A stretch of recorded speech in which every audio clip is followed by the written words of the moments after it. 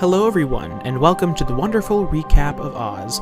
My name is Justin Peavy, and I will be reading through L. Frank Baum's novels and diving into a few of the countless film, television, stage, and literary adaptations taking place in the magical land of Oz.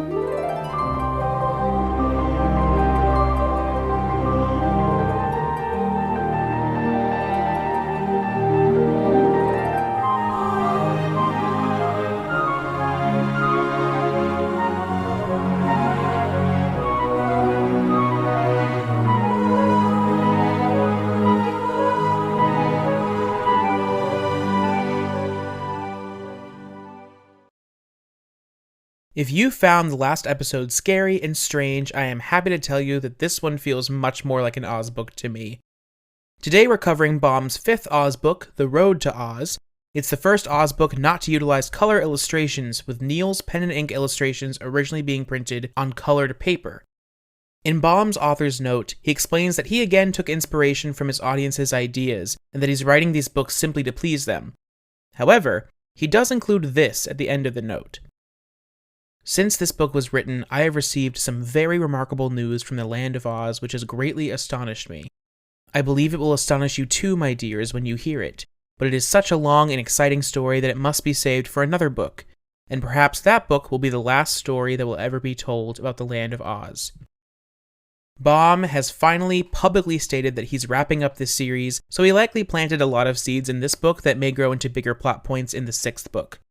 Of course, we know Book 6 is not the last Oz book he wrote, but it is known that he intended to conclude the series at that point and move on to other projects.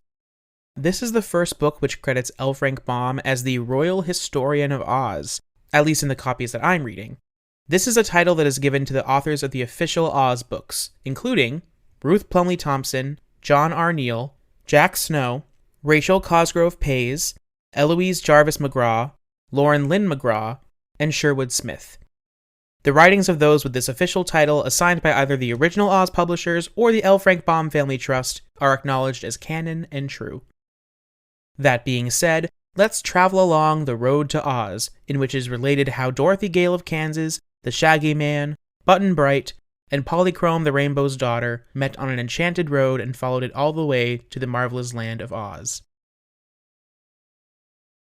A nomadic man dressed in ragged clothing, referred to only as the Shaggy Man, wanders onto Dorothy Gale's Kansas farm looking for directions to a town called Butterfield. Dorothy's happy to help, but she's not too confident in explaining the proper route. She decides to show him the way herself, and then runs inside to grab her sunbonnet. While he waits, the Shaggy Man grabs some apples that had fallen from a tree and puts them in his pocket. Dorothy's dog Toto runs out of the house and barks at the man, who then picks up the dog and stuffs him in his pocket with the apples. Dorothy returns and begins to show the Shaggy Man across the pasture. She finds her way to the highway, but has to stop to rethink which road to go along. They come across an area where the road branches off in 5 different directions. She points to the one leading to Butterfield, and the Shaggy Man begins to walk along a different road, announcing that he was actually trying to avoid Butterfield. This frustrates Dorothy, who turns around to find that more roads have suddenly appeared. There are 17 roads as opposed to 5, and the landmarks Dorothy finds familiar have disappeared entirely. Toto leaps out of the Shaggy Man's pockets, and the man states he used the dog to guard his apples. Having been reunited with her dog, Dorothy tries to find the road leading back to the farm. She hopes that Toto will guide her home, but he seems to be lost as well. In the meantime, Dorothy converses with the Shaggy Man. He explains that he didn't want to go to Butterfield because he didn't want to bump into the man who owes him 15 cents. He says he doesn't want money, he just wants to be loved. He then removes something from his pocket and announces that it's the love magnet, which was given to him by a man in the Sandwich Islands. According to the Shaggy Man, every living thing he meets will love him instantly as long as he carries the magnet. After a period of silently contemplating what to do next, Dorothy decides to count 7 roads and then start walking along it, being followed by the Shaggy Man and Toto. For a while, they don't encounter any living creatures, but Dorothy is more concerned that they're getting further away from the farmhouse. Eventually, they find a little boy in a sailor suit, sitting under a large tree and digging into the dirt with a stick. He says his name is Button Bright, but he doesn't know anything else, his parents' names, where he lives, or how he's gotten to where he is. Since he doesn't know what to do, he's just mindlessly digging in the dirt. Dorothy's frustrated as she's never met someone so stupid, But, believing the boy is lost, Dorothy and the Shaggy Man agree to take the boy with them so they can watch over him. After a while longer on the road, they spot an archway over the road decorated with a large fox head. Suddenly, a small group of anthropomorphic foxes march out carrying swords. They demand that Dorothy, the Shaggy Man, and Button Bright surrender, but once the Shaggy Man speaks to them, the love magnet takes effect and the foxes' attitudes change. With their newfound love for the Shaggy Man and his friends, the foxes decide to bring them all to the king of Foxville. They are led through a city decorated with various birds, buildings built of marble, and several well-dressed foxes. They arrive at the royal palace and are brought to a doorway next to a large drum. Everyone takes turns hitting the drum with their knees, and the king grants our travelers admittance. They are formally introduced to King Reynard IV, otherwise known as King Dox. They explain that they're trying to find their way back home, but King Dox insists on showing them around their city. He's honored to have Dorothy in his presence because Dorothy has been acknowledged as a very important person ever since she befriended Princess Ozma. The king knows Ozma will celebrate her birthday in Oz on the 21st of the month, and hopes Dorothy can use her connections to get the king invited. Dorothy wonders how the king could travel to Oz from Kansas, but he explains they're not in Kansas at all. In fact, Foxville is closer to Oz than it is to Kansas. Dorothy accuses the Shaggy Man of being a fairy in disguise that teleported her to another strange land, but he denies his allegation. King Dox then refocuses his attention on Button Bright. He asks the boy a few questions, and the king mistakes the boy's confusion and lack of knowledge for cleverness. The king says that Button Bright's looks do not reflect his cleverness, and as foxes are very bright creatures, he thinks it would be more appropriate if the boy had the head of a fox. With the wave of his paw, he makes this suggestion a reality. The boy's new head shocks Dorothy, who begs King Dox to reverse the charm. The king doesn't have the power to do so, and the boy starts to cry. The Shaggy Man urges for a swift exit, but King Dox asks them to stay the night and be his guests for dinner and a play. They reluctantly agree to these conditions. Button Bright is still upset about his new condition, but Dorothy assures him that Ozma can help transform him. They are treated to a lovely feast of chicken and various other fowl, and they watch a play about a fox girl who's stolen by wolves. Dorothy tells King Dox that the story reminds her of Aesop's fables. The king is very offended by this, because Aesop always made foxes out to be evil, when in reality they're very kind. As the travelers leave the next morning, the foxes warn them that the road leads to another village populated by beasts. On account of this news, they are uneasy, but they continue their journey. After admiring the beauty around them for quite a distance, they see a beautiful little girl wearing multicolored robes and dancing in the middle of the road. She stops dancing when the strangers approach her, and Dorothy notices that she's been crying. When Dorothy asks why the girl is upset, she explains that she is lost, and that she was dancing to keep warm because she's not familiar with living so far away from the sun. She also introduces herself as Polychrome, daughter of the rainbow. Dorothy elects to call her Polly for short, and introduces herself and her friends. Polly says that her father stretched the rainbow over the road earlier that morning, and she was dancing upon it. She got too close to the bend and accidentally slid off of the rainbow entirely. Before she could get back up, her father lifted the rainbow away, not seeing his daughter on the ground. Dorothy invites Polly to travel with them to the Emerald City because Ozma will know how to send her home. As they travel, Polly proves to be a lovely companion as she's constantly dancing and laughing. Around noon, everyone stops and indulges in a lunch that the king had packed for them. Dorothy tells her companions all about her friends in the Emerald City, and also mentions that every time she gets lost, she ends up in the land of Oz, so she isn't worried about continuing down this road. They resume shortly after, and then find a sign that incorrectly spells half a mile to Duncanton. Expecting to encounter some donkeys, the Shaggy Man cuts some switches from a tree and distributes them amongst his friends. They arrive at the gates of Duncanton, and just before they enter, they hear a large clamor coming from the city. When they finally cross the city lines, they discover several donkeys inside kicking sheets of tin. The Shaggy Man demands that they stop making noise, and they obey when he gives them some sharp blows with his switch. One of the donkeys comes forward and explains that they were scaring away the foxes. They had seen Button Bright coming and thought the foxes were planning an attack. The Shaggy Man clears up the confusion and the donkeys apologize, but they also make it known that these guests are unexpected. In light of this, they announce that they will bring the visitors to King Kikabray. The donkey kicks the door to the king's home, and the king pokes his head out. He asks if the foxes have left, and when he's told the truth of the situation, he opens the door and invites the guests inside. The king is eager to know what the traveler's purpose is, and the Shaggy Man eloquently announces that they are just passing through. The king is impressed by the words of the Shaggy Man and deems him far too wise to be a mere man. Therefore, he waves a jeweled staff and a donkey's head appears on the Shaggy Man's body. He is immediately upset and demands that the king change him back. Kikabray, however, can only do things, not undo them. Therefore, they need to travel to the land of Oz and find the Truth Pond. If he bathes in the water there, he will be restored to his natural form.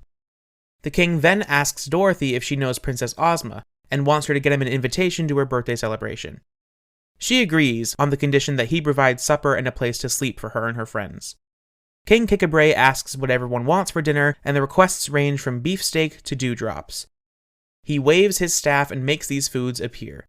After dinner, they are then led to some beds of straw where they stay the night. The next morning, they find that Kikabray had left the same food behind for his guests to eat before they continue on their journey. Around mid-morning, they go up and down a long hill and find a small house on the side of the road.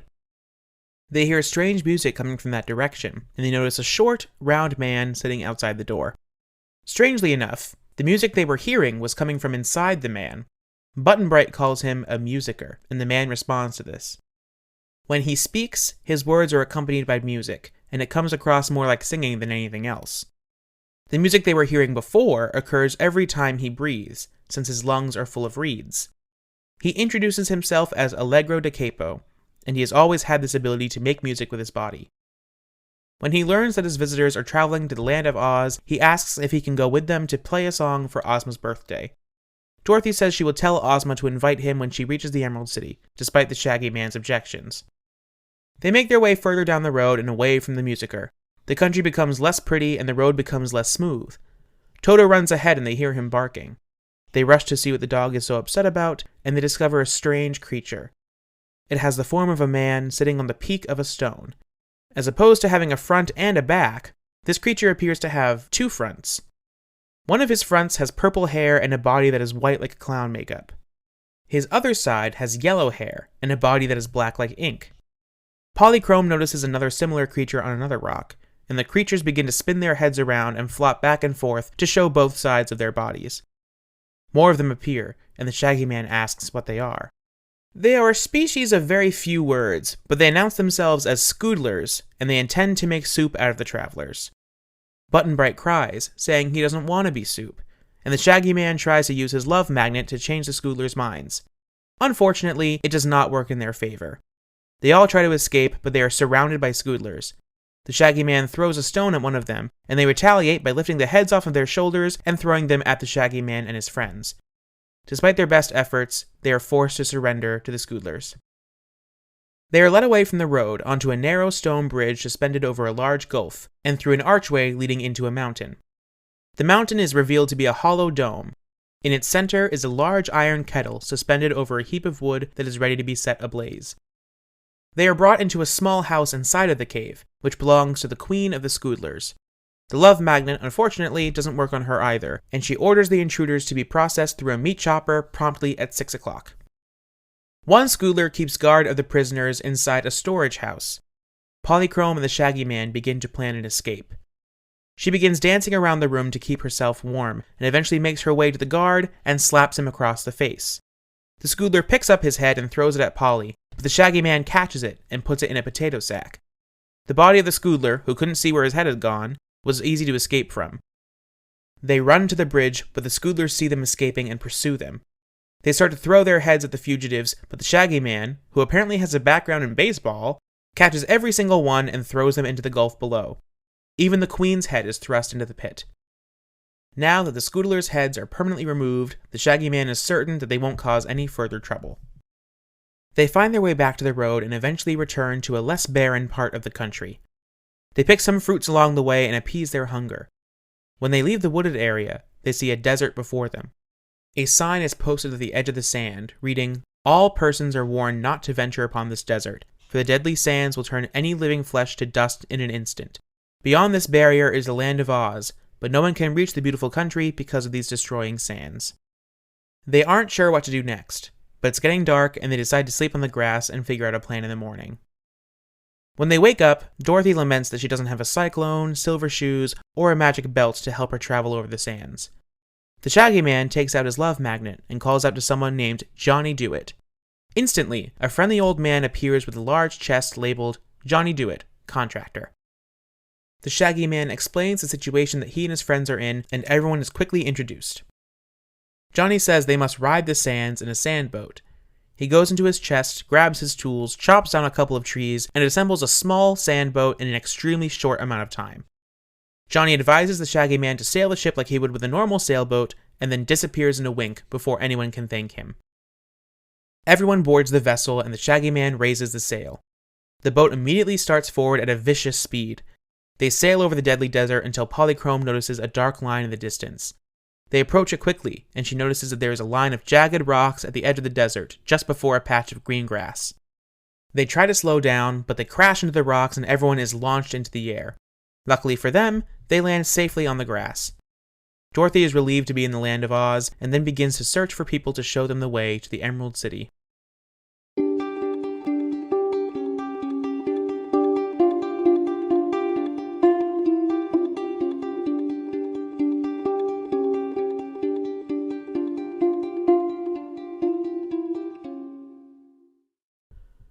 Before I move on, I wanted to take this opportunity to talk to all of you about Anchor. Anchor is a free and easy-to-use podcast creator that allows you to record and edit your own podcast from your phone or your computer. They will also distribute your podcast, making it accessible on Spotify, Apple Podcasts, and many other platforms. Again, it is totally free. In fact, you can actually make money from your podcast with no minimum listenership required.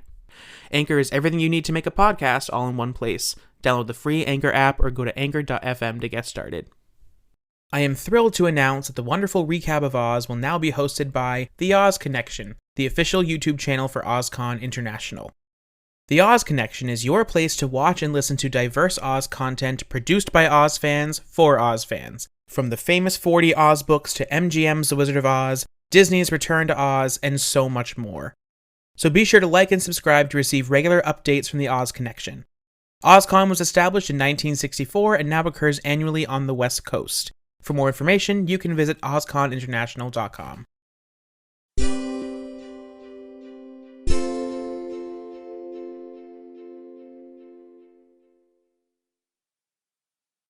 Dorothy, Polychrome, the Shaggy Man, Button Bright, and Toto explore this unfamiliar region of Oz. Based on the yellow color of the plants around them, Dorothy deduces that they must be in the country of the Winkies, and therefore not too far from the Tin Woodman. They begin to look for one of the Winkies to show them the way.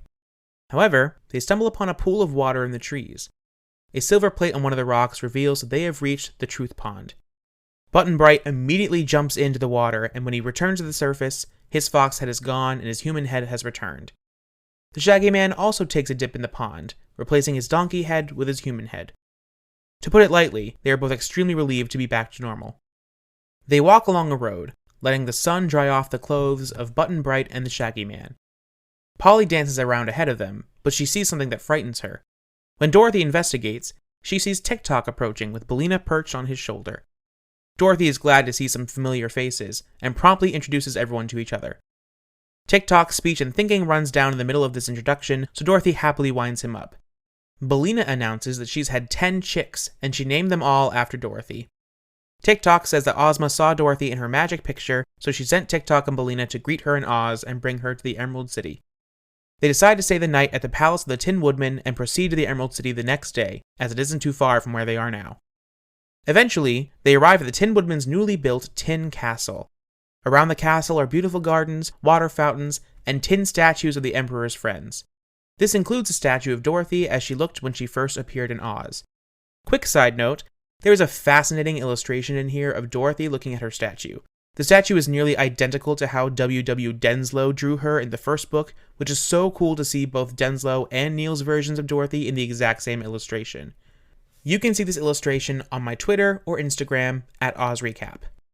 The Tin Woodman rushes out to greet Dorothy and her companions. He gives them an extensive tour of his new castle, which is made entirely out of tin. His guests are shown to their rooms before they are asked to join the Emperor for dinner, and they spend all evening exchanging stories.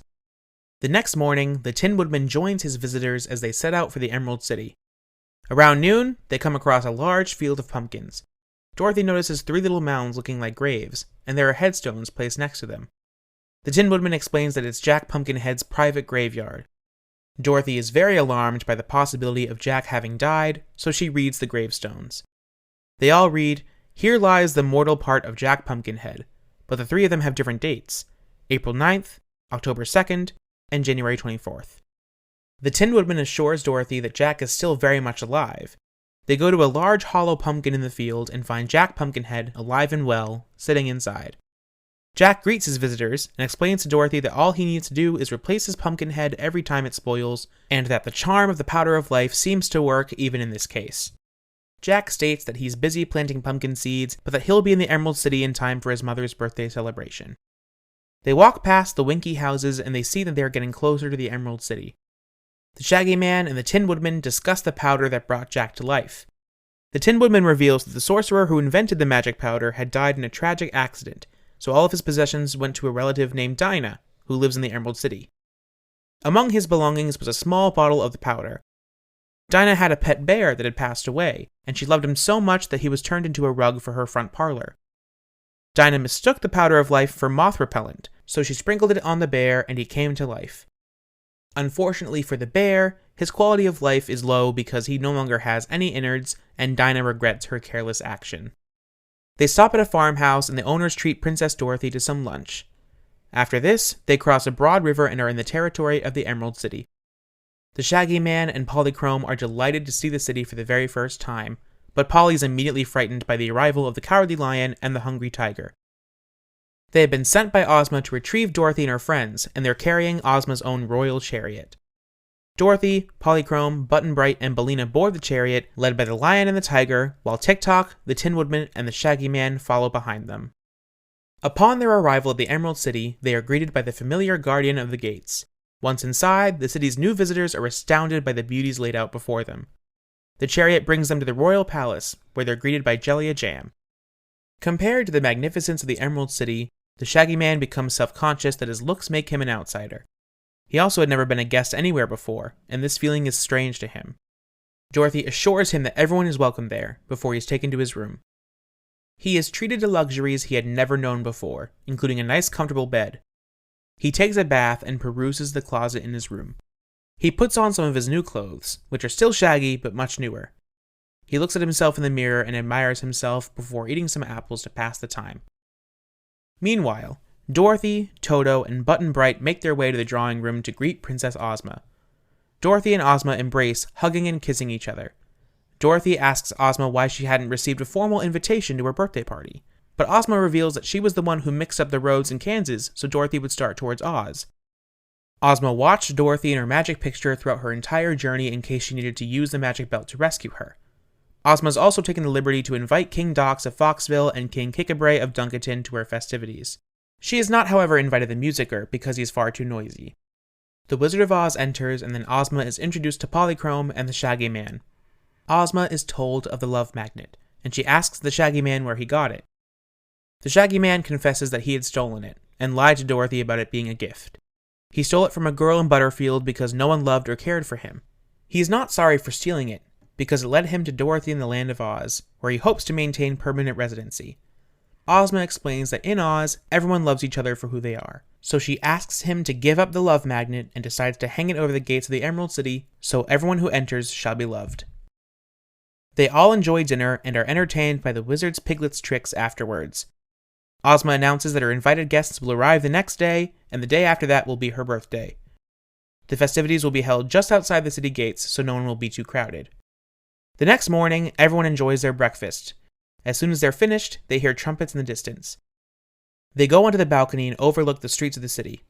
Behind the marching band rides the Scarecrow on the Sawhorse. Upon his arrival, he embraces Dorothy and shakes hands with everyone else. His face has been newly painted by the Munchkin farmer that made him, and he's been stuffed with new straw. Jellia Jam announces that Ozma wants Dorothy to receive the guests in the throne room, while Ozma prepares for the party. Jack Pumpkinhead arrives next with a necklace made of pumpkin seeds. Glinda the Good succeeds him, and the Wogglebug is not far behind her. Billina and her 10 chicks enter the throne room, and Dorothy is introduced to her namesakes. A slew of guests arrive, all having been transported by Ozma's magic belt. They include a living gingerbread man called King John Doe, who rules over the kingdoms of Highland and Lowland, his head bullywag, Chick the Cherub, their friend Para Bruin the rubber bear, elves known as reals from the Happy Valley, Nooks from the Forest of Burzee, and even Santa Claus. Santa and Dorothy formally meet, and he also recognizes Button Bright. Santa's very familiar with Button Bright's family and home, so he tells the wizard about where the boy is from. Santa also meets Polychrome, and he says that he will tell her father where she is so he can find her. Santa introduces everyone to his workers, the reals and the Nooks. More guests arrive. The Queen of Merryland, an exquisite wax doll with her 4 wooden soldiers, a man made of candy, appropriately named the Candy Man, the braided man who is carrying a box of flutters, the royal family of Ev, King Dox of Foxville, Queen Zixie of Ix, King Bud of Noland and his sister Princess Fluff, as well as many others. They are still waiting on the arrival of King Kikabray of Duncanton, Johnny Dewett, and the Good Witch of the North, but in the meantime, Dorothy decides to get dressed. Later that evening in the dining hall, a 500-piece band plays music as Princess Ozma enters to greet her guests. Everyone who can eat enjoys a very large banquet. There's plenty of entertainment, including poetry, music, magic, and dancing. At the end of the evening, everyone separates and prepares for the birthday celebration the following day. A large procession occurs in the Emerald City. 1,000 young girls lead it, followed by the rulers of the 4 kingdoms of Oz and Princess Ozma herself. All of her invited guests join her as well, and everyone is cheered by the Ozites. The royal party takes place in a large pavilion, and the wizard assumes the duties of Master of Ceremonies. The wizard performs some of his illusions, and plenty more splendid acts are performed by the Scarecrow, the Tin Woodman, Glinda the Good, Para Bruin, the Good Witch of the North, and Johnny Dewett. The wizard then announces his final act. He had invented a machine to blow large bubbles that won't pop for hours, and he uses this for his next illusion. He blows several bubbles, which excite the guests. Santa Claus asks if the wizard will blow a bubble around him so he can float home. Soon, nearly all of Ozma's guests are asking to be sent home by bubble. The wizard gladly obliges, and Santa also arranges for Button Bright to be sent back to his family in a bubble of his own. Ozma asks if Dorothy would like to travel in a bubble, but Dorothy prefers the magic belt. A rainbow promptly appears, and Polychrome is glad to know that she's been found by her father. She bids goodbye to Ozma and Dorothy before she melts into the rainbow and disappears. After the entertainment, Dorothy, Toto, and the Shaggy Man quietly dine with Ozma, the Scarecrow, the Tin Woodman, Tick-Tock, and Billina. Before Dorothy goes to bed, she bids everyone goodbye, for it was agreed that she and Toto would be sent back to Kansas by Ozma while she slept.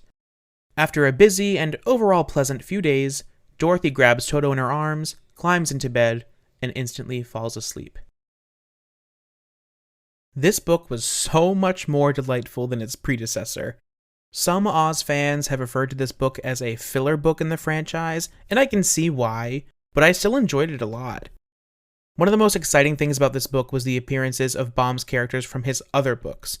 Practically all of the guests at Ozma's birthday party that have not been mentioned in previous Oz books come from Baum's bibliography.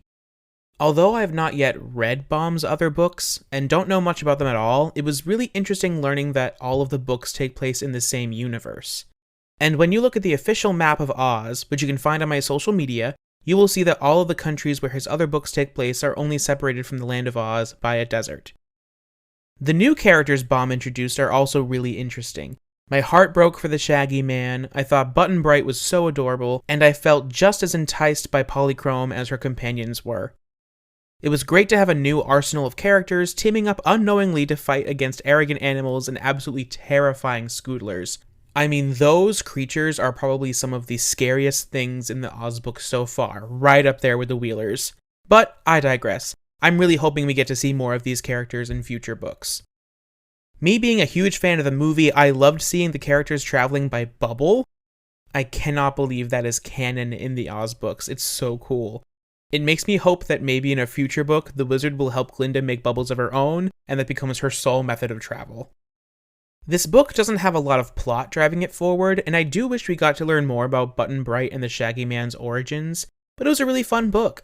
I'm wondering how this sets up number 6, given the fact that it was supposed to be Oz's grand finale. Here are some fun quotes that I pulled from the 5th Oz installment. Money makes people proud and haughty. I don't want to be proud and haughty. Said by the Shaggy Man. If we used money to buy things with, instead of love and kindness and the desire to please one another, then we should be no better than the rest of the world. Said by the Tin Woodman. The queerness doesn't matter, so long as they're friends. Said by Dorothy. When music is not very good, and is indulged in all the time, it is better that the performer should be alone. Said by Princess Ozma. Thank you again for listening in. If you have any interest in supporting the podcast, you can visit anchor.fm/OzRecap. I hope to create some video companions to some of these episodes in the future, and becoming a supporter would help me better create content for my fellow Oz fans. If you are interested in reading the Oz series along with me, all of Baum's novels are in the public domain and available online for free. They're easy to read, and the illustrations alone are so interesting to behold. You are now all members of my Oz book club. Sorry, I don't make the rules. Well, that's all I've got. Be sure to follow me on Twitter at OzRecap for updates and more Oz content. Until next time, I'm Justin, and this has been the wonderful recap of Oz.